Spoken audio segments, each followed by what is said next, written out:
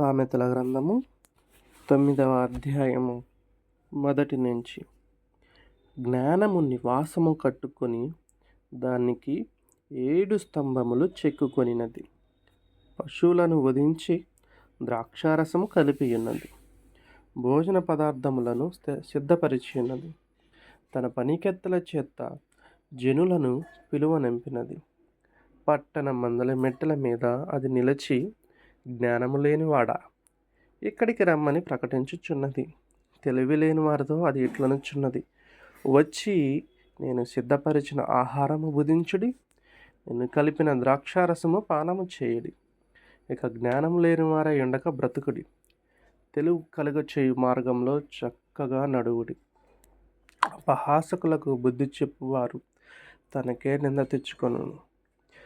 భక్తిహీనులను గద్దించువానికి అవమానమే కలుగును.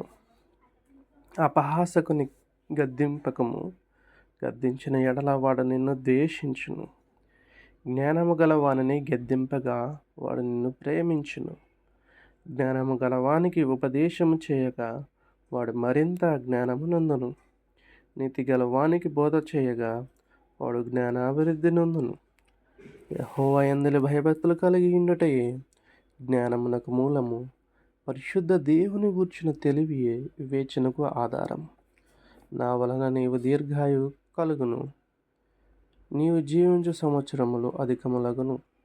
నీవు జ్ఞానివైన ఎడల నీ జ్ఞానము నీకే లాభకరమగును.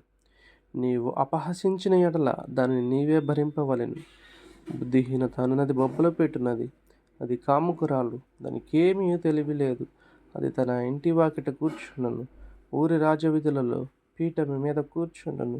అది ఆ దారిన పోవువారిని చూచి, తమ త్రోవను చక్కగా వెళ్ళువారిని చూచి, జ్ఞానము లేనివాడా, ఇక్కడికి రమ్మని వారిని పిలుచును. అది తెలివి లేనివాడు ఒకడు వచ్చుట చూచి దొంగిలించిన నీళ్లు తీపి, చాటున తినిన భోజనము రుచి అని చెప్పును. అయితే అచ్చట ప్రేతలున్నారని, దాని ఇంటికి వెళ్ళువారు పాతాళ కూపంలో ఉన్నారని వారికి ఎంత మాత్రము తెలియలేదు. ఆమేన్.